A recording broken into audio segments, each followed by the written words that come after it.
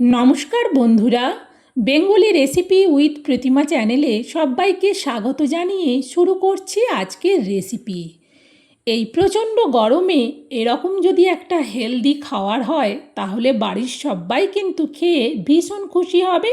আর রেসিপিটা বানানো কিন্তু ভীষণ সোজা। একটু দেখলেই তোমরাও কিন্তু খুব সহজেই বানিয়ে নিতে পারবে এই হেলদি টেস্টি রেসিপিটা ব্রেকফাস্ট কিংবা ডিনারে। রেসিপিটা বানানোর জন্যে আমি এখানে নিচ্ছি আটা। আমি এখানে 2 বাটি ফ্রেশ আটা নিচ্ছি।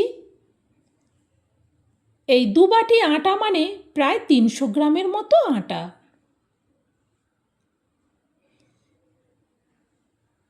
এরপর এতে দিয়ে দিচ্ছি ছোট বাটি ভর্তি করে সবের প্রথম 1 বাটি জল।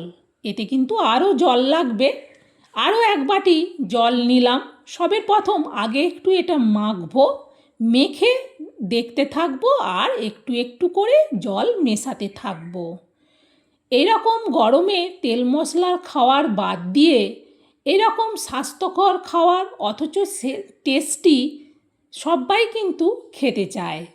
তাই বন্ধুদেরকে বলবো স্কিপ না করে পুরো রেসিপিটা দেখো যে এটা কিভাবে বানাতে হয়। আবারও বলছি, বানানো কিন্তু ভীষণ সহজ আর মাত্র কয়েকটা উপকরণেই তৈরি। আমি ভালো করে এটা মেশাচ্ছি আর অল্প অল্প জল এতে দিচ্ছি। আবারও একটু জল দিলাম, আবারও এটা মেশাবো। একসাথে কিন্তু অনেকটা জল দিয়ে দিলে পাতলা হয়ে যেতে পারে, সেই জন্যে অল্প অল্প জল দেব আর একটু একটু করে এটা মেশাতে থাকবো। এতে করে কিন্তু আটাটা বেশ সুন্দরভাবে ফ্যাটানোও হয়ে যাবে। আর এই রেসিপিতে পুরো জলটাই দিয়ে দিলাম। মোট 2 বাটি কিন্তু ভর্তি করে জল আমার দেওয়া হয়ে গেল।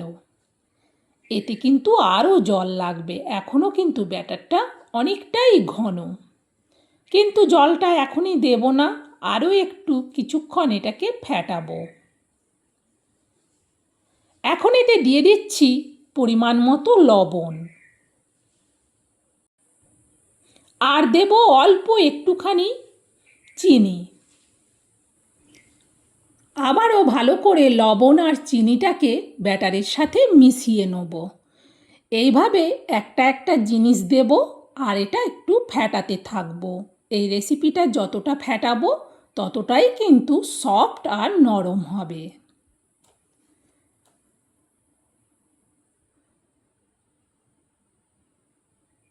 দেখো কতটা সুন্দরভাবে ব্যাটারটা ফেটিয়ে নিলাম।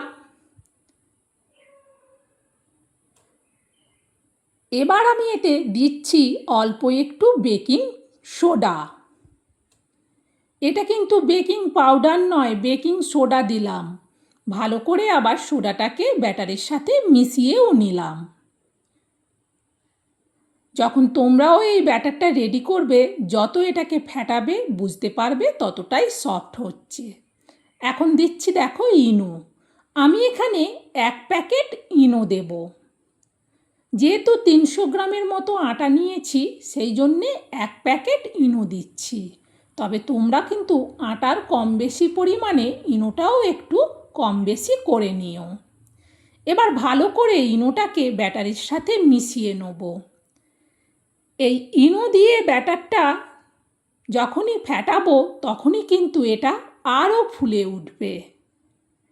আর ইনো দেওয়ার পর ফ্যাটানোটা কিন্তু একই দিকেই হবে, এদিক ওদিক ঘুরিয়ে করবে না। এতে করে এর যে একটা বুদবুদ তৈরি হয় সেটা কিন্তু না হলে নষ্ট হয়ে যাবে। দেখো ব্যাটারটা পুরো আমার রেডি। এবার এই ব্লেন্ডারটা আমি সরিয়ে নেব। একটা ছোট বাটি নিচ্ছি।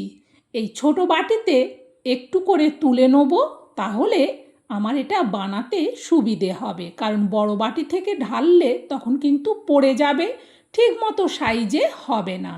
চলো এবার এটা বানাই। দেখো গ্যাস জেলে একটা প্যান বসিয়ে দিয়ে জাস্ট একটু খুন্তির মাথাতে তেল ব্রাশ করে নিচ্ছি কড়াইতে। এইভাবে তেলটা ব্রাশ করার পর এতে এবার ওই ছোটো বাটিতে করে যে তুলেছিলাম সেইখানে ছোট ছোট আকারে দিয়ে দেবো। আর এইটা দেওয়ার পর এতে কিন্তু অসংখ্য ছিদ্র হয়। এতটাই সুন্দর ছিদ্র হয়। আসলে এটা সাদা বলে ক্যামেরাতে ততটা ভালো বোঝা যাচ্ছে না, কিন্তু তোমরা যখন এটা বানাবে তখন বুঝতে পারবে। মিনিট দুয়েকের মতো সময় লাগে, মিনিট দুয়েকের মধ্যেই কিন্তু এটা হয়ে যায়। দেখো কতটা সুন্দর ছিদ্রযুক্ত হয়েছে। আরও একটা দিয়ে দিচ্ছি, আর একবার কিন্তু তেল ব্রাশ করে দিলেই হবে, আর কিন্তু এতে তেল দিতে হবে না। আর গ্যাসটাকে মিডিয়ামে রেখে একটা দেওয়ার পর মিনিট দেড় দুয়েকের মতো সময় লাগে। দেখো কতটা সুন্দরভাবে একটা একটা হয়ে যাচ্ছে, আর প্রত্যেকটায় একেবারে বলতে পারো অসংখ্য হাজার ছিদ্রর বেশি হচ্ছে। আর রেসিপিটা একেবারে অয়েল ফ্রি, আর এই ইনো দেওয়ার কারণে এটা যত খুশি খেলেও না শরীর খারাপ করবে না।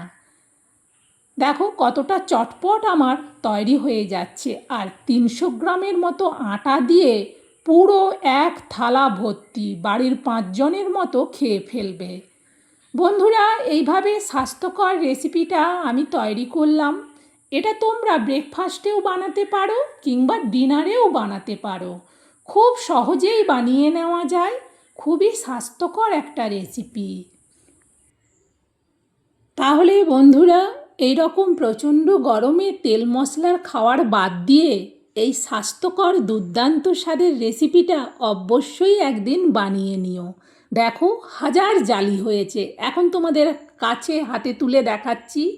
আর পেছনটাও দেখো কতটা সুন্দর হয়েছে, একেবারে তেল ফ্রি। বন্ধুরা, আমার এই স্বাস্থ্যকর রেসিপিটা তোমাদের কেমন লাগলো সেটা কিন্তু কমেন্টে জানিও। দেখো হাত দিয়ে ভাঁজ করছি, কতটা সুন্দর নরমভাবে ভাঁজ হয়ে যাচ্ছে। আর যদি এই রেসিপিটা তোমাদের একটুখানিও ভালো লাগে তাহলে কিন্তু লাইক দিতে ভুলো না। তোমাদের একটা লাইক আমার রেসিপি শেয়ার করার উৎসাহ অনেক বাড়িয়ে দেবে।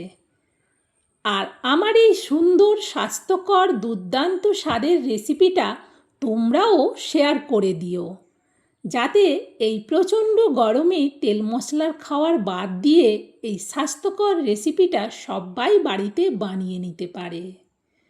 বন্ধুরা, আজকের মতো রেসিপি শেষ।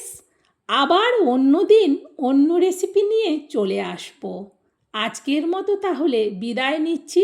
সবাই ভালো থেকো, টাটা।